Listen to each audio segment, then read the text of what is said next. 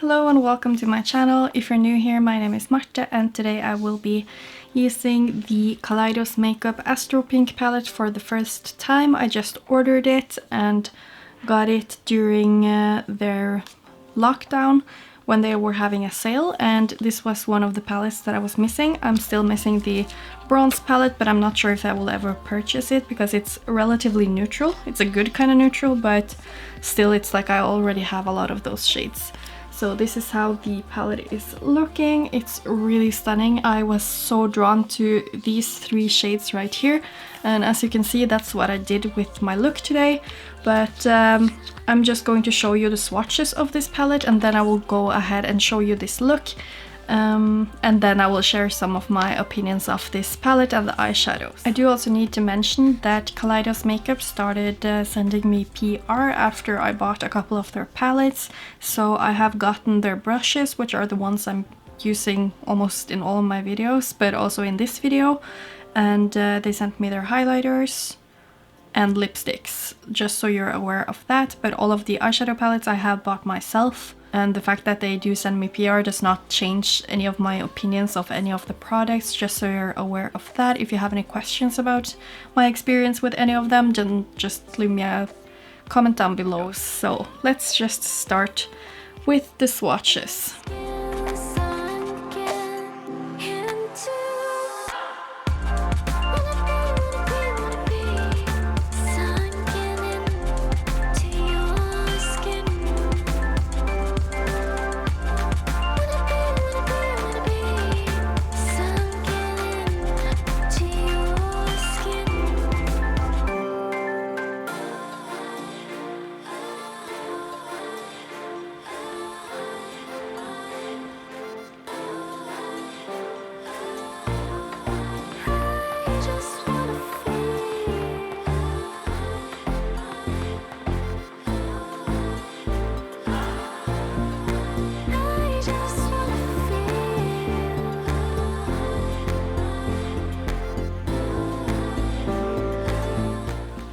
Okay, so here we have all of the shades swatched, and honestly I'm so glad I did this look before swatching, because I would have been so torn what to do if I had swatched them first, because look at that beautiful light purpley shade. It's so stunning and it matches my sweater perfectly. Oh my god, it's so beautiful and pigmented, and like I really like the mattes. And I did use the black today, and when patting it down on a primer you do actually see the glitter specks there, but the more you blend the more you take it away. But it's a very pigmented shade, and you can't nearly see how beautiful that blue is, but I mean you can still see it on my finger. But I had no problem building this up on the eyelid. I used a little bit of glitter base, and also I just tapped it on with my finger, and that worked perfectly. And also the pink is stunning. I just love the color combination here. And I was like feeling the nudes were so boring, but honestly they're really pretty. Especially the second one there is a beautiful mauvey medium toned shade, I feel like. And I did use it for my look today to blend out the purple as well, so, or the berry, it's not really purple. But yeah, these are really stunning. I will try to turn down the lighting a little bit and light directly on the shadows. Now that we have all of these gorgeous swatches out of the way, let's just go straight into this eyeshadow look and how I achieved it. So before we get into the look, I do want to say that I first tried it with a black eyeliner because I wanted to have a really black base for the lid, and the liner does not blend out, which I will just speed through it really fast, because if not this video is going to be very long. But the eyeliner doesn't blend out, so therefore I felt like the application of the shadows were a bit patchy. But just applying them like I normally do with the black shadow first on my lid and then tapping over with the purple shadow is what I ended up doing in the end. And then you will just see how my look ended up, and you will see more of my opinions of the whole eyeshadow process in the end. But just so you know that first I will show you how I first did it, and then I will show you how I ended up doing it afterwards, because I ended up just taking it away and trying again. For today's look, I think I want to focus on these three shadows, so I really want to go in with this one all over the lid. So I'll be using my Linda Hallberg black core crayon for a base, so that I have a really black base, and then I will blend it out into the crease with this one, which is called Nabla, I think. Yeah. And then I might top a little bit off with Neptune here, so I don't really know what I'm going to do for my lower lash line, but at least those three are the ones I'm thinking of using right now. And I will of course show you the shadows that I use, and I'll just turn on some music for you.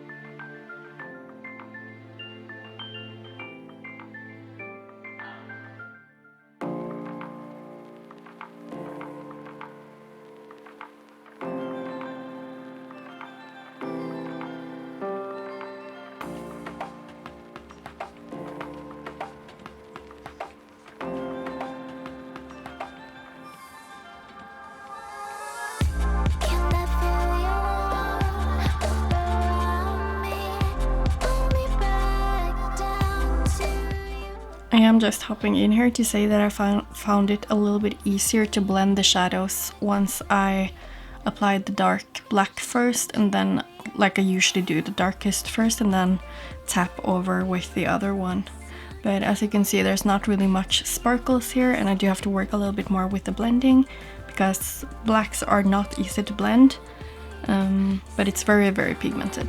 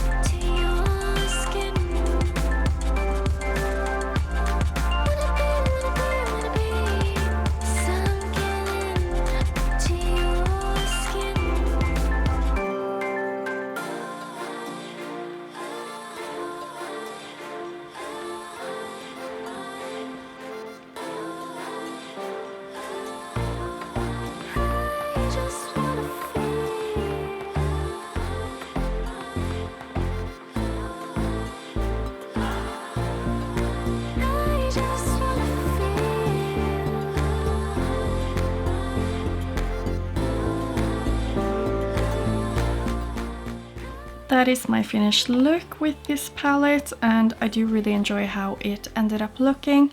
I did use some more Kaleidos Makeup products. I used this lip tonic in the shade Immersion. It's one of the more mauvey ones, and I paired it just with two different liners from LA Girl. It's in the shade Maroon and Rose, so they're quite bright. This one is not really that deep, so I could have just honestly only used the lighter one because it didn't really make any difference. And then I used the Skywalker highlighter. It's the Space Age highlighter and it's a very glittery blue one.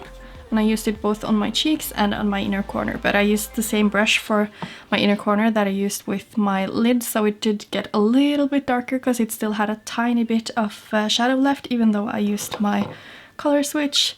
But anyway, I do really enjoy how it ended up looking. I feel like these colors are so stunning together.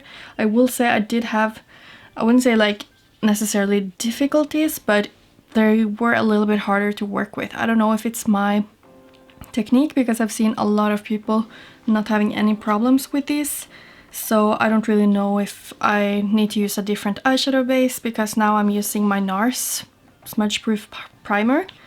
But anyway, I do think that these are absolutely gorgeous shades. Like if you just look at my lid on that blue shadow, it's insane, and it has a gorgeous purple dark base to it. It's just stunning, and I've never seen anything like this black here, because when tapping it onto a wet base in the beginning, then you will actually see the glitter sparkles. If you blend out too much, then you won't, but if you want to make like a super editorial look, then you can just use a black liner or something and pack it on there, just like I started to do in the beginning. But I wouldn't recommend using a black liner as a base if you want to have a blended look, because it's so hard to blend a black liner and you just won't get that blended look. But anyway, I do really enjoy this palette and I cannot wait to like use more of these shades. I don't think I would have any difficulties doing that, because this shade alone blended out super beautifully. So yeah, I'm really excited. And I do want to mention that because my look right here is a little bit muddy, and I believe it's because I was tapping out the wet eyeshadow, because it's a little bit wet in consistency, and that sort of transferred a bit over here, so you can like really see my pores or where my eyebrow hairs come from. But I don't have that at all with this eye, and there I was more like this, but here I was also using the same direction with my finger, so I was probably getting a bit more up here instead. So I would recommend to be a little bit more careful, have shorter nails maybe if you're going to use your fingers to tap it on, just because it has that wet formula, and you might ruin your mattes by doing it. But I mean, it's still workable, or like I still don't mind it too much, but it's like, if you know me, you know that I love a super blended look, so it's not ideal, but on this side it's pretty good. So yeah, and I did also show you that I had some struggles getting the purple shadow to stick, but it's probably because I just put a lot of powder on when setting my base, because I used setting powder to set my concealer, and obviously shadows don't perform the same on a very dry base as they do on a tacky base, so maybe just wait setting your concealer and foundation until after you've done your lower lash line as well. That's at least what I would do in the future. But now I've been talking a lot, so I hope this video won't be that long. But anyway, thank you so much for watching. I hope you enjoyed this video, and yeah, leave me a comment down below what you think of this look and this palette. I personally really think it's a great palette. Not for beginners maybe, but like if you use the other shades that I didn't use, then definitely for a beginner. But the black, as always, is really hard to work with. So yeah, just leave a comment down below what you thought of it, and give this video a thumbs up if you did like it. Subscribe to my channel if you want to see more content from me, and hopefully I will see you in my next one. Bye!